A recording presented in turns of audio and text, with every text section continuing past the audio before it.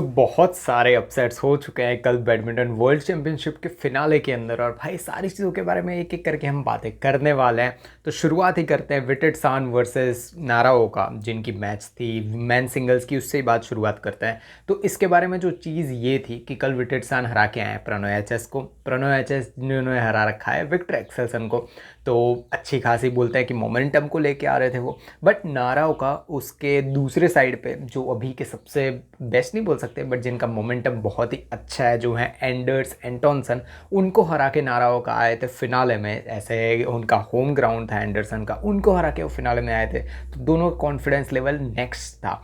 But चीज़ यहाँ पे क्या हुई कि पहला सेट तो वैसे ही जो कल प्रणव एचएस जीते थे वैसे ही आज भी नाराओका प्रणव उनकी तरह फर्स्ट सेट जीत चुके विटिटसान के सामने। बट दोनों पीछे के सेट्स थे वो विटिटसान जीत गया। और थर्ड सेट जो आपको मैं स्कोर्स बताऊंगा, अगर फर्स्ट सेट जीते नाराओका 21-19 से, सेकंड विटिटसान जीत गए 21-18 और थर्ड में सिर्फ 7 पॉइंट बना पाए नाराओका। चीज़ क्या है कि मोस्ट ऑफ जितनी मैचेस विटिटसान की है उसमें जब भी थर्ड सेट जाता है मेजोरिटी ऑफ टाइम ऐसा है कि मैं आपको डेटा कलेक्ट करके आगे की वीडियोस में बता दूंगा। मेजोरिटी में ऐसा होता है कि जब भी थर्ड सेट जाता है विटिटसान जीत जाते हैं।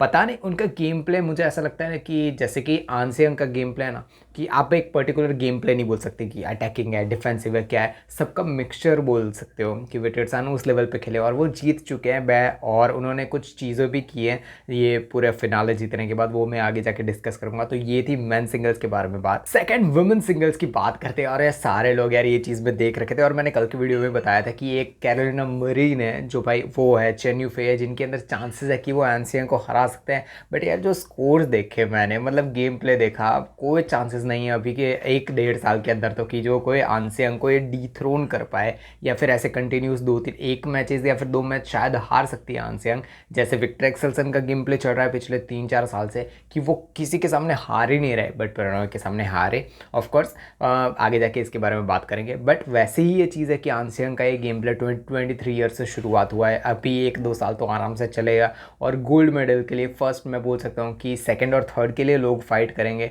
बट फर्स्ट के लिए एक फिक्स हो चुका है जो है आनसेंग। नेक्स्ट ईयर वो जीतने ही वाली है। स्कोर्स अगर आपको बताऊँ तो 21-12, 21-10 कैरोलिना मरीन, जो इतने अच्छे से भाई उनके जो फोटोज़ उन्होंने डाले हैं इंस्टाग्राम पे जो है कैरोलिना मरीन है, वो उसमें भी भाई सैड आपको दिख जाएंगी क्योंकि भाई स्कोर्स बहुत ही ख़राब 12 और 10 स्कोर्स आप फिनाले में जाके कर रहे हो। एटलीस्ट थर्ड सेट तो जाना ही चाहिए था। बट हमें बहुत ज़्यादा प्रेज़ करना चाहिए आनसेंग को, जिनका गेम प्ले बहुत ही बढ़िया है। जितनी तारीफ करो कम है। जीत गई आनसेंग, कॉन्ग्रेचुलेशन। इन्होंने भी एक रिकॉर्ड बनाया है जिसके बारे में हम आगे जाके बात करेंगे। एंड एक और अपसेट हो चुका है मैच डबल्स के अंदर, क्योंकि भाई जो गेम प्ले और जो भाई मोमेंटम लेके आ रहे थे एस्ट्रप और रस्मुसन, क्योंकि उनका होम ग्राउंड भी था, क्या नाच रहे थे, कूद रहे थे, एंजॉय कर रहे थे, तो फिनाले में जीतने के उनके चांसेस नेक्स्ट लेवल थे कि भाई कोई और जीत ही नहीं सकता। बट कैंग और सीओ है, उन्होंने हरा दिया है रस्मुसन। और भाई जो हमारे एस्ट्रप है उनको, उनका स्कोर्स अगर आपको बताऊं तो 14-21 से कैंग और सीओ फर्स्ट सेट हार गए। देन सेकंड सेट 15 से जीता और थर्ड सेट 17 से जीता। तो भाई बोल सकते हैं कि अच्छी खासी गेम प्ले थी और एक और अपसेट हो गया।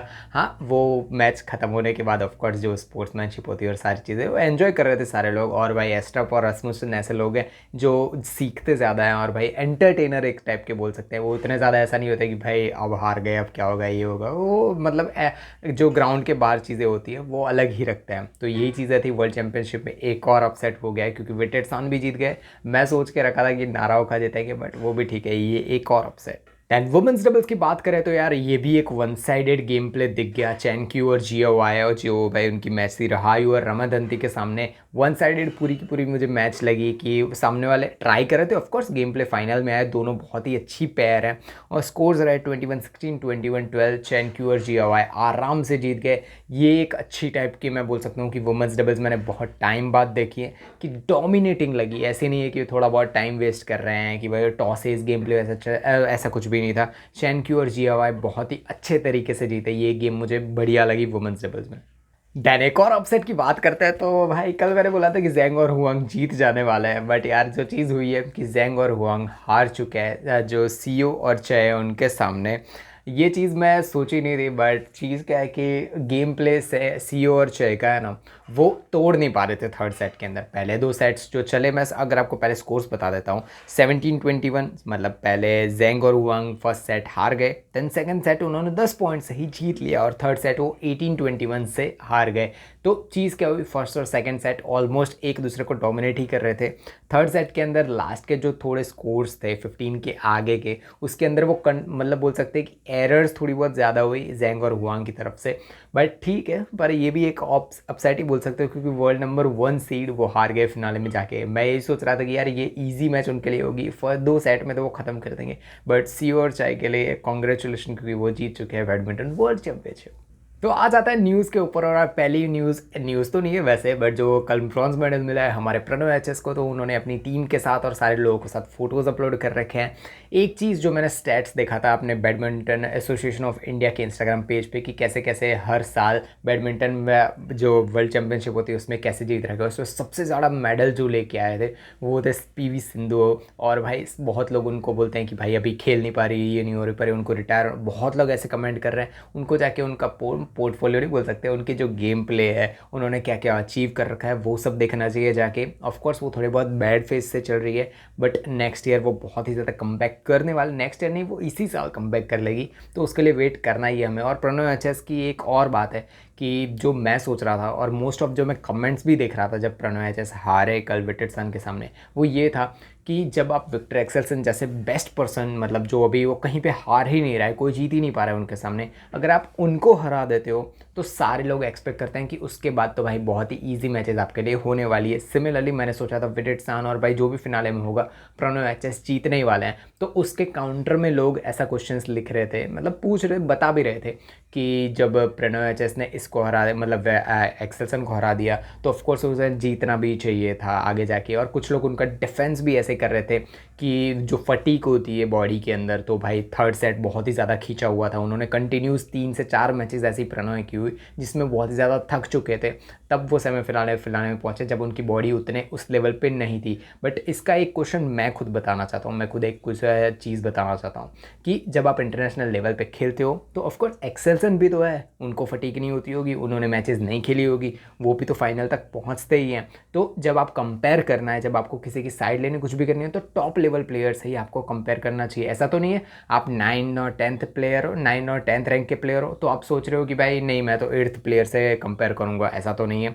तो हमें फर्स्ट प्लेयर से ही तो भाई करना होगा अगर आपको जीतना है। अब हम सोच रहे हैं कि मेन सिंगल्स में 2 हमारे जो प्लेयर्स है सैन लक्ष्य और प्रणव एचएस, एटलीस्ट दोनों में से कोई भी एक हमारे गोल्ड मेडल नेक्स्ट ईयर जो ओलंपिक्स होने वाले उसमें लेके आए, राइट। सो हम ऐसा तो नहीं सोचेंगे कि भाई हमें 3rd रैंक चाहिए, 4th रैंक चाहिए, ब्रॉन्ज भी चल जाएगा, ऐसा तो कोई सोचता नहीं है। तो सिमिलरली जो लोग डिफेंड कर रहे थे कि भाई फटीक हो गई है बॉडी में ये, तो भाई फर्स्ट सेट तो प्रणव ने जीत रखा है विटिटसन के सामने, उनको सेकंड में सिर्फ सेम अटैक कंटिन्यू रखना था। अगर वो सेकंड सेट में स्ट्रेट 2 सेट्स में जीत चुके होते तो आज फिनाले के अंदर जो मतलब कल हुआ उसके अंदर उनको एनर्जी बचा के रखती, वो भाई थोड़ा बहुत हो जाता। बट स्टिल वही चीज़ है कि थोड़ी बहुत इसमें आगे जाके और कुछ बातें करने की ज़रूरत नहीं है। कॉन्ग्रेचुलेशन बहुत ही ज़्यादा प्रणव एचएस को ब्रॉन्ज मेडल इतने सालों के बाद लेके आने के लिए। तो जिन अचीवमेंट्स के बारे में मैं बात कर रहा था, तो आन सेयोंग पहली कोरियन प्लेयर बन चुकी है जिन्होंने जो वुमेन सिंगल्स के अंदर गोल्ड लेके आई है वर्ल्ड चैंपियनशिप्स के अंदर, वो कोरिया की तरफ से फर्स्ट बन गई है। तो मैनी कॉन्ग्रेचुलेशन आन सेयोंग को। और भाई नेक्स्ट 3 से 4 ईयर्स के जितने भी टाइटल्स होने वाले हैं वो मेजोरिटी मतलब 80-90% ऐसे टाइटल्स होने वाले हैं जो सब आन सेयोंग ही लेके जाने वाली है, तो और रिकॉर्ड्स टूट नहीं वाले। कल फिनाले में विटिटसन ने जब जीता नाराओका के सामने, तो उन्होंने भी एक रिकॉर्ड बना दिया, जो फर्स्ट एवर थाईलैंड के मैन सिंगल्स प्लेयर बने जिन्होंने भाई फिनाले में बैडमिंटन जो चैंपियनशिप्स थी उसके अंदर जीता हो, फर्स्ट एवर बने और भाई गोल्ड लेके आया हो जो पर्सन, तो उनको भी मैनी कॉन्ग्रेचुलेशन। विटिटसन एक ऐसे प्लेयर जिनकी गेम प्ले आप बहुत ही ज़्यादा प्रेडिक्ट नहीं कर सकते, वो कभी भी गेम को हाई ले जाते हैं, मतलब अटैक कर देते हैं, कभी भी डिफेंसिव जा सकते हैं, ऐसा आप कह नहीं सकते कि भाई ऐसे करें। मैं सिमिलरली गेम प्ले में बताऊंगा आन सेयोंग का। विटिटसन रैंक 3 है वर्ल्ड में, बहुत ही जल्द मुझे लग रहा है कि रैंक 2 पे आ जाएंगे, क्योंकि गिंटिंग उस लेवल की उनकी गेम प्ले अभी नहीं चल रही है, तो शायद वो सेकंड रैंक पे आ सकते हैं। बट मैं चाहता हूँ सैन लक्ष्य भी ऊपर आए ताकि उन दोनों के बीच में और भी हमें कॉम्पिटिटिव गेम्स देखने में मिल जाए। तो यही इतनी न्यूज़ थी इस बार की।